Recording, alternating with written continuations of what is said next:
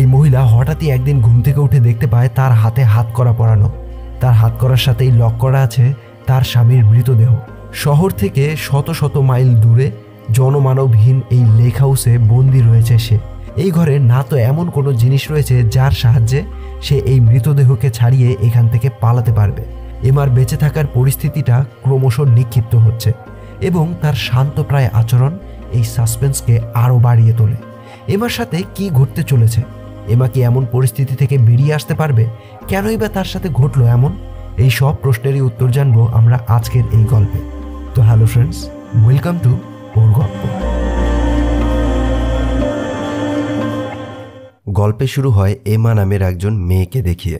সে Tom নামের একজন লোকের সাথে কথা বলতে এসেছে। টমের সাথে তার এক্সট্রা ম্যারিটাল অ্যাফেয়ার রয়েছে। এমা তার এই সম্পর্কের জন্য একদমই হ্যাপি নয়। সে এই সম্পর্কের জন্য অনুতপ্ত ছিল। তাই সব কিছু চিন্তা করে তার মনে হয়েছে টমের সাথে এই সম্পর্কটা তার এখানেই শেষ করা উচিত। আর এই জন্যই সে এসেছে টমের সাথে শেষবারের মতো কথা বলতে। কিন্তু টম জানায় সে এমাকে ভীষণ ভালোবাসে, সে তার জন্য অনেক কেয়ার করে। সাথে এটাও বলে, আমি জানি না আমাদের এই সম্পর্কের পরিণতি কী হবে, কিন্তু আমি তোমার সাথে এইভাবেই থাকতে চাই। এমা বলে, আমি পারছি না, আমাদের এখানেই সব শেষ করতে হবে। তখন টম বলে, ঠিক আছে, আমি আগামীকাল তোমার সাথে দেখা করতে চাই। আমাদের সম্পর্ককে আমি একটা সুন্দর মুহূর্ত উপহার দিতে চাই। তবে এমা জানায় আগামীকাল তার ম্যারেজ অ্যানিভার্সারি, এখানেই তাদের সব সম্পর্ক শেষ করতে হবে, আর এটাই তাদের শেষ দেখা হবে। এসব বলেই এমা সেখান থেকে চলে যায়। পরদিন এমা তার অ্যানিভার্সারি উপলক্ষে হাজব্যান্ডের অফিসে আসে। অফিসে সেই টেবিলে সে একটা ফাইল দেখতে পায়। ফাইলটা খুলতেই সেখানে একটি লোকের ছবি দেখে সে চমকে যায়। এই লোকটি আসলে কয়েক বছর আগে এমাকে অ্যাটাক করেছিল। তখন সে নিজেকে বাঁচাতে লোকটির একটা চোখ নষ্ট করে দিয়েছে। এই লোকটির ছবি দেখেই যেন এমা খুবই ঘাবড়ে যায়। তখনই এমার হাজব্যান্ড মার্ক সেখানে আসে। মার্ক বলে, তুমি কেন এসব দেখে নিজের অ্যাংজাইটি বাড়াচ্ছ? এমা বলে, 10 বছর হয়ে গেছে, তোমার এখন তাকে জেল থেকে বের করে দেওয়া উচিত। আসলে তার হাজব্যান্ড মার্ক একজন লয়ার। তারা দুজন লিফটে ওঠার সময় সেখানে হঠাৎই টম আসে। টম আসলে মার্কের অফিসেই কাজ করে। এমা লিফট থেকে একা চলে আসলে মার্ক জানায় সে তাকে বাড়িতে পৌঁছে দেবে। রাতে এমা এবং মার্ক দুজনেই ডিনার ডেটে আসে। এমা ডিনার ডেটে মার্কের প্রিয় রেড ড্রেসটা পরে আসে। মার্ক তখন তাকে একটা ডায়মন্ডের নেকলেস গিফট করে। এমাও মার্ককে সুপার বলের 2টো টিকিট গিফট করে। তারা দুজনেই রেস্টুরেন্টে খাবার খেয়ে বেরিয়ে আসে। মার্ক এমাকে বলে, বাড়ি যাওয়ার আগে তোমার জন্য একটা ফাইনাল সারপ্রাইজ দিতে চাই। সে একটা কালো ব্লাইন্ডফোল্ড দিয়ে এমার চোখটা বেঁধে তাকে গাড়িতে ওঠায়। এমা জানতে চায় তারা কোথায় যাচ্ছে। মার্ক বলে, এই তো চলে এসেছি। এতটা সময় ধরে চোখ বাঁধা রয়েছে দেখে এমা সেটা মেনে নিতে পারছিল না। তাই সে তার ব্লাইন্ডফোল্ডটি খুলতেই যাবে, তবে তখনই মার্ক তাকে বাধা দিয়ে বলে, সারপ্রাইজটা নষ্ট করো না। এমা বলে, দেখো, আমি একদমই মজার মুডে নেই। সে তার ব্লাইন্ডফোল্ডটা খুলে ফেলে। তখনই সে দেখতে পায় মার্ক তাকে লেক হাউসে নিয়ে এসেছে। মার্ক বলে, আমি আজকের জন্য এটাকে সাজিয়েছি, এখানে আমাদের অনেক মেমোরি রয়েছে, তাই আজ আবার নতুন করে সেই সমস্ত স্মৃতিগুলোকে সতেজ করতে চাই। আবারও এমার চোখটা বেঁধে দিয়ে তাকে লেক হাউসে নিয়ে আসে। ঘরে ঢুকেই কিছুক্ষণ পর এমা চোখ খুলে দেখতে পায় মার্ক দারুণভাবে রুমটাকে সাজিয়ে রেখেছে।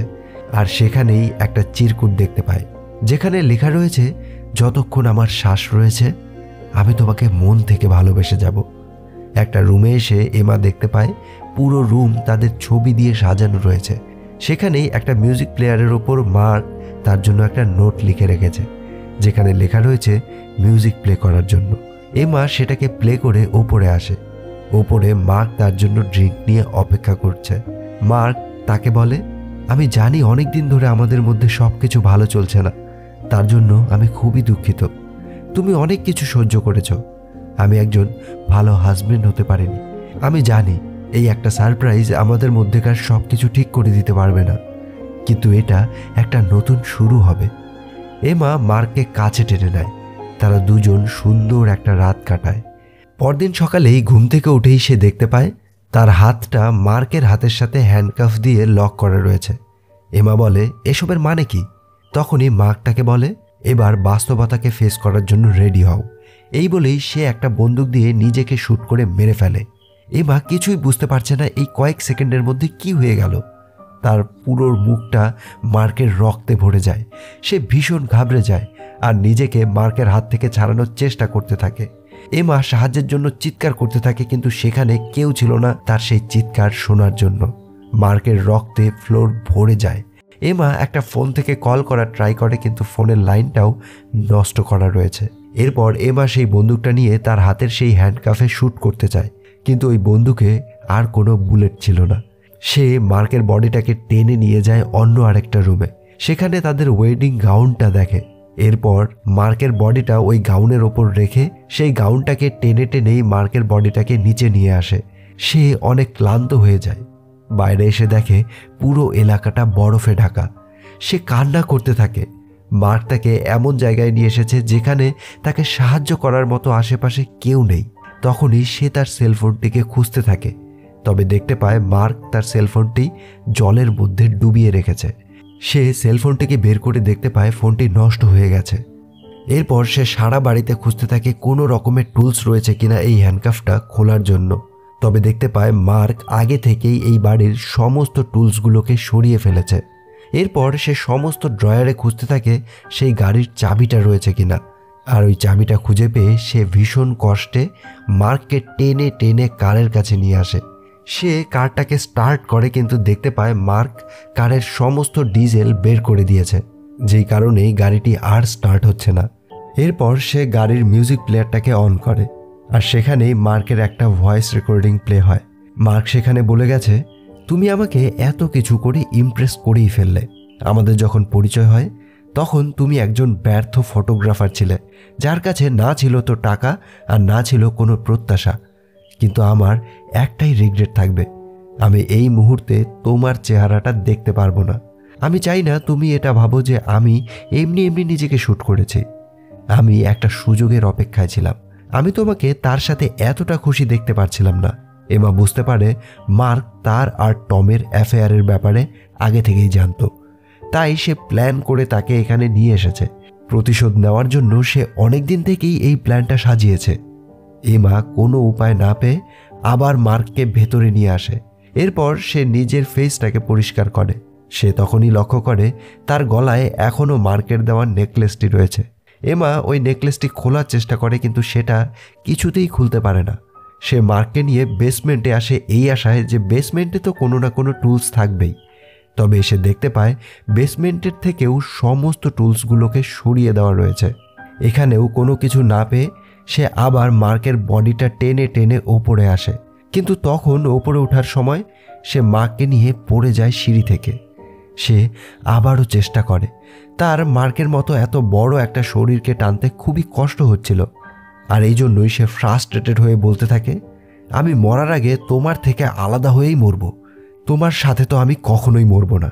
এরপর এমা আবার রাতের সেই রুমটিতে আসে যেখানে তার আর মার্কের সকল ছবি লাগানো ছিল, কিন্তু এবার এমা এসে দেখতে পায় সারা রুমে তার আর টমের ছবি লাগানো আছে। তখনই এমা সেখানে ফাইলের সেই ক্রিমিনালটার একটা ছবি দেখতে পায়। সে এই লোকটার ছবি দেখেই ভয় পেয়ে যায়। সেখানে আবার লেখা ছিল প্লেমি। সে মিউজিক প্লেয়ারটি চালু করলে নিজেরই ভয়েস শুনতে পায়, যেখানে সে লয়ারকে স্টেটমেন্ট দিয়েছিল, যে লয়ারটা ছিল মার্ক। কয়েক বছর আগে ফটোগ্রাফি করার সময় ববি নামের একজন তার হাত থেকে ক্যামেরা নিয়ে পালিয়ে যায়। তখনই এমা ববির পিছু নিলে ববি এমাকে নাইফ দিয়ে কয়েকবার অ্যাটাক করে। তখন এমা একটা চাবি দিয়ে ববির চোখে আঘাত করে আর তার একটা চোখ নষ্ট করে দেয়। সেই সময় এমার হয়ে মার্ক তার এই কেসটি লড়েছিল, আর তখনই তাদের প্রথম পরিচয় হয়। এমা এই সব কিছু শুনে রেগে গিয়ে মিউজিক প্লেয়ারটিকেই নষ্ট করে দেয়। এরপর সে একটা গাড়ির শব্দ শুনে সামনে এগিয়ে আসে। দরজায় নক করতে দেখলে এমা মনে করে হয়তো পুলিশ এখানে এসেছে, তাই জন্যই সে তাড়াতাড়ি করে দরজাটা লাগিয়ে দেয়। তখনই এমা শুনতে পায় টম কথা বলছে। এমা দরজা খুলে জানতে চায় সে এখানে কি করছে। টম বলে, তুমি আমাকে টেক্সট করেছিলে, আমি বিপদে আছি, আমাকে সাহায্য করো। এমা বলে, আমি তোমাকে টেক্সট করিনি। তার মানে টম তোমাকে টেক্সট করেছে আমার ফোন থেকে। এমা বলে, মার্ক নিজেকে শ্যুট করেছে আর আমাকে নিজের সাথে এভাবে বেঁধে দিয়েছে। টম তখন বলে, তুমি জানো মার্ক কি করেছে অফিসে? গতকাল রাতে ডিএ এসে পুরো অফিসে রেড মেরেছে। তারা মার্কের ওপর চার্জ লাগিয়েছে, কারণ মার্ক অবৈধ প্রভাব বিস্তার করে এভিডেন্স তৈরি করত। এমা তখন বলে তার মানে সে জানতো তার কেরিয়ার এখানেই শেষ, আর সেই জন্যই সে সুইসাইড করে আমাকে এই সবের মধ্যে ফাঁসিয়ে দিয়ে গেছে। সে দারুণ একটা গেম খেলে গেল আমার সাথে। এমা বলে আমরা এখনই পুলিশকে কল করে সব কিছু বলবো। তখনই টম বলে কিন্তু পুলিশ তোমার এসব কথা বিশ্বাস করতে চাইবে না, আমাদের পুলিশের কাছ থেকে সত্যটা লুকাতে হবে, তা না হলে মার্কের জন্য আমরা দুজনেই ফেসে যাব। এমা বলে এই সব কিছু তুমি যেমন ভাবছো এতটা সহজ নয়। মার্ক প্ল্যান করে আমার ফোন থেকে মেসেজ করে তোমাকে এখানে আসতে বলেছে, তার মানে সে চাইছিল তুমি এখানে আসো। আমার সাথে সাথে ও তোমার থেকেও রিভেঞ্জ নিতে চেয়েছে। তখনই টম একটা কার আসতে দেখে। সে বলে আমি এই কারটাকে দেখে আসছি, কিন্তু তারা এখানে কি করছে? টম তখন এমাকে বলে আমি বাইরে যাচ্ছি, কিন্তু যাই হয়ে যাক না কেন তুমি দরজা খুলবে না। কার থেকে একজন লোক নামে। সে টমকে বলে তাকে মার্ক এখানে পাইপ ঠিক করতে বলেছিল। টম বলে তিনি এখানে নেই। টম তখন তাকে কিছু টাকা দিয়ে ফিরে যেতে বলে। তবে তখনই সেই গাড়ি থেকে আরেকজন লোক নামে, আর সেই লোকটি ছিল আর কেউ নয় বরঞ্চ ববি, যেই ববিরই এক চোখ নষ্ট করে দিয়েছিল এমা। মার্ক ববিকে জেল থেকে ছাড়িয়ে দিয়েছিল। ববি কার থেকে নেমেই কোনো কথা না বলে টমকে একটা ছুরি দিয়ে অনেকবার আঘাত করে। এমা সব কিছু বুঝতে পেরেই লুকিয়ে পড়ে। সে দেখতে পায় ববি তাকে খুঁজছে। ববির সাথে যে লোকটি রয়েছে তার নাম জিমি। সে ববির ভাই হয়, কিন্তু জিমি টমকে খুন হতে দেখে ঘাবড়ে যায়। সে এখানে ববির সাথে অন্য উদ্দেশ্যে এসেছিল। এমা মার্ককে টেনে একটা ছোট্ট কুটিরে নিয়ে লুকিয়ে পড়ে। জিম্মি রক্তের দাগ দেখে দেখে সেখানে আসতে শুরু করে। তবে এমা সেখানে একটা হাতুড়ি দেখতে পায়, আর সেটার সাহায্যে সে মার্কের হাত কেটে নিজেকে মার্কের থেকে মুক্ত করে আর সেখানেই লুকিয়ে পড়ে। জিম্মি এখানে মার্ককে মরে থাকতে দেখে ববিকে ডেকে নিয়ে আসে। ববি মার্ককে দেখে চিনতে পারে আর বলে সেই আমাদেরকে হায়ার করেছে এই কাজের জন্য, আমাকে জেল থেকে সেই ছাড়িয়েছে। জিম্মি বলে তাহলে চলো আমরা এখান থেকে চলে যাই। ববি বলে আমি লকার না খুলে এখান থেকে যাব না। সেই লকারের পাসওয়ার্ড দুজন মানুষ জানে, এক মার্ক যে মারা গেছে, আরেকজন হলো এমা, তাকে আমাদের জীবিত খুঁজে বের করতে হবে। এমা এই সব কিছুই আড়াল থেকে শুনতে পাচ্ছিল। জিমি দেখতে পায় লকারটা অনেক হাই মডেলের, এটাকে খোলার জন্য পাসওয়ার্ড আর ফিঙ্গারপ্রিন্ট দুটোই লাগবে। জিম্মি বলে আমরা এখানে ডায়মন্ডের জন্য এসেছি। ববি তখন বলে আমি বডি নিয়ে আসছি, তুমি মেয়েটিকে খুঁজে বের করো। এমা সেখানে একটা পাইপ আর ডিজেল খুঁজে পায়, তাই সে চেষ্টা করে কারে ডিজেল ভরে সে কারটি নিয়ে এখান থেকে পালিয়ে যেতে। তবে তখনই জিমিকে আসতে দেখে এমা বরফের মধ্যেই লুকিয়ে পড়ে। সে তারপর কারের কাছে এসে পাইপের সাহায্যে ডিজেল ভরতে থাকে। তবে তখনই সেখানে আবার ববি আসে। ববিকে দেখেই এমা লুকিয়ে পড়ে। তখন ববি রেগে নাইফ দিয়ে কারের টায়ারটাকে নষ্ট করে দেয়। সেটা দেখে এমা সাথে সাথে সেখান থেকে বের হয়ে বেসমেন্টে লুকিয়ে পড়ে। ববি কিছুটা বুঝতে পেরে বেসমেন্টে আসে।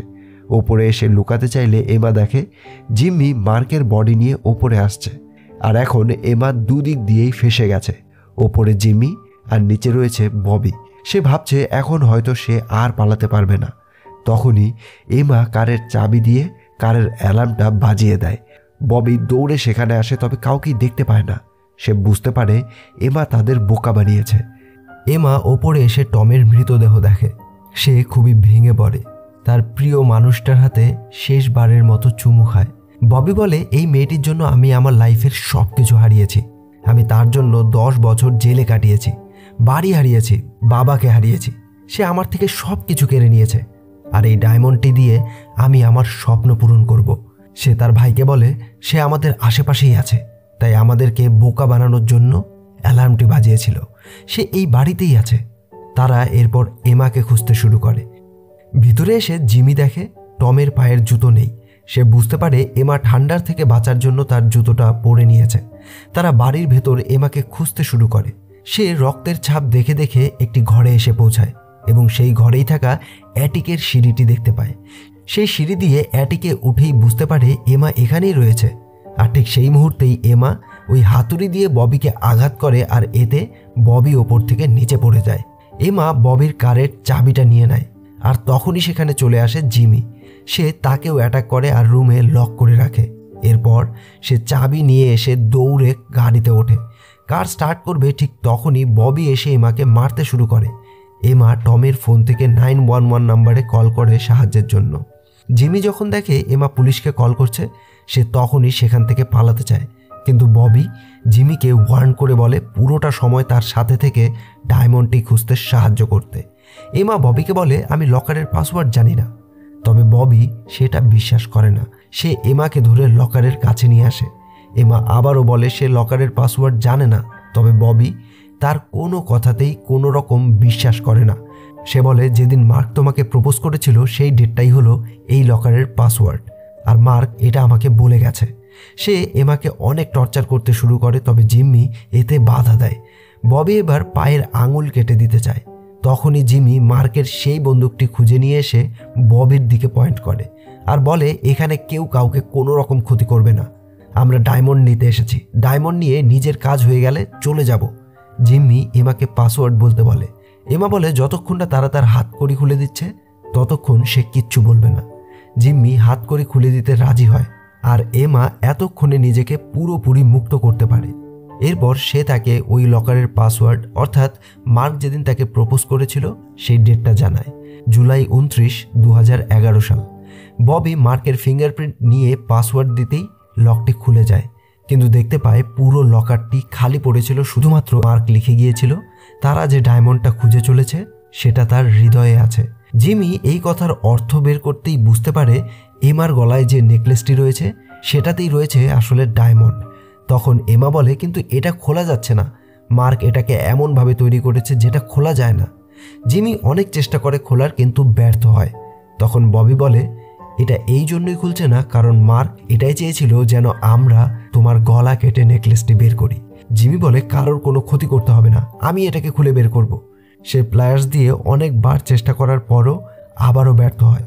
তখন ববি জিমির পকেট থেকে বন্দুকটা বের করে এমাকে শ্যুট করে, কিন্তু বন্দুকের ভেতর তো শুধুমাত্র একটা বুলেটই ছিল, যেটা মার্ক নিজের সুইসাইড করার ক্ষেত্রে ব্যবহার করেছে। কোনো উপায় না পেয়ে রাগে ববি তখন নাইফ দিয়ে এমার গলা কেটে ফেলতে চায়। জিমি এসে ববিকে বাধা দেয়। তাদের দুজনের মধ্যেই অনেক হাতাহাতি হয়, আর সেই ধস্তাধস্তিতেই এক পর্যায়ে ববি জিম্মিকে আঘাত করে ফেলে। সে দেয়ালে রডের সাথে ধাক্কা খেয়ে মারা যায়। ববি এমার ওপর আরও ক্ষেপে যায়। এমা নাইফ নিয়ে ববিকে অ্যাটাক করে, আর এবার ববি এবং এমার মধ্যে হাতাহাতি হয়। ববি নাইফ দিয়ে এমার পায়ে প্রহার করে। এমা নিজেকে বাঁচাতে কাছে থাকা ওই প্লায়ার্সটা দিয়েই ববিকে মারে। ববি কিছুক্ষণের জন্য সেন্স হারিয়ে ফেলে, আর তারপর সে দেখতে পায় এমা মার্কের হ্যান্ডকাফের সাথে তাকে লক করে দিয়েছে। এমা তার ক্ষত পা নিয়ে পালাতে শুরু করে। এদিকে ববি মার্কের বডিকে টেনেই নিয়ে আসে তাকে ধরতে। এমা কার স্টার্ট করে। সামনে ববি আসলে এমা তার উপর দিয়েই গাড়ি চালাতে চায়, তবে ববি নিজেকে বাঁচাতে সরে যায়, আর গাড়িটা গিয়ে ধাক্কা লাগে অপর গাড়িতে। তখন ববি আবার সামনে আসলে এমা তার উপর দিয়েই গাড়ি চালিয়ে দেয়, আর এবার গাড়িটা গিয়ে ধাক্কা খায় সেই গ্যারেজে। এমা গাড়ি থেকে নেমে পালাতে শুরু করে। এদিকে ববিও গাড়ির কাছে এসে দেখতে পায় এমা সেখানে নেই। এমার পায়ে ক্ষত থাকায় সে বেশি হাঁটতে পারছিল না, হামাগুড়ি দিয়ে দিয়ে এগিয়ে যাচ্ছিল, আর এই জন্যই ববি তাকে একটা সময় ধরে ফেলে। সে নাইফ দিয়ে তাকে আঘাত করে, তবে এমা নিজেকে সরিয়ে নিলে আঘাতটা বরফের মধ্যে পড়ে। সে বারবার এমাকে মারতে থাকে, আর এতে বরফের মধ্যে ফাটল শুরু হয়। আসলে তারা যে বরফের মধ্যে রয়েছে এটা ছিল একটা লেক, যার ওপরের জল বরফ হয়ে গেছে। তখনই এমা ছুরিটা দিয়ে ববির বুকে প্রহার করে, আর ঠিক তখনই বরফের মধ্যে থাকা ফাটল ভয়ঙ্কর রূপ নিয়ে বরফ ফেটে যায়। মার্ক বরফের ভেতরে জলের মধ্যে পড়ে যায়, তবে ববি প্রতিশোধ নেওয়ার জন্য এখনও হিংস্র হয়েছিল। সে এমার হাত ধরে নেয়, আর এতে এমাও তার সাথে জলের মধ্যে গিয়ে পড়ে। ঠান্ডা জলের মধ্যে চেষ্টা করতে থাকে এমা নিজেকে বাঁচাতে, কিন্তু ববি তার হাতটা কোনোভাবেই ছাড়ছিল না। এমা আবারও সেই ছুরিটা দিয়ে ববির অপর চোখটিও নষ্ট করে দেয়, আর ববির থেকে নিজেকে ছাড়াতে পারে, কিন্তু সে লেকের থেকে বেরিয়ে আসতে পারছিল না। চারদিকে লেকটা বরফে ঢাকা। সে নিজেকে বাঁচাতে রাস্তা খুঁজতে থাকে, তবে কোনোভাবেই কোনো রাস্তা সে খুঁজে পাচ্ছিল না। তাই সে তার নাইফের সাহায্যে বরফে প্রহার করতে শুরু করে। শেষমেশে বরফ ভেঙে জল থেকে ওপরে উঠতে পারে এমা, আর জীবন বাঁচিয়ে প্রথমেই সে তার ওয়েডিং রিংটি খুলে ফেলে দেয় সেই লেকেই। সে ফাইনালি মার্কেট থেকে ববির থেকে চিরতরে মুক্তি পায়। ইতিমধ্যে এমাকে বাঁচাতে পুলিশও সেখানে পৌঁছে যায়। আর মুভি এই এমার জয়ের মধ্যে দিয়েই শেষ হয়। তো ফ্রেন্ডস, এই ছিল আজকের গল্প। গল্পটি কেমন লাগলো তা অবশ্যই জানিও। দেখা হবে পরের গল্পে। Till then, keep loving, by.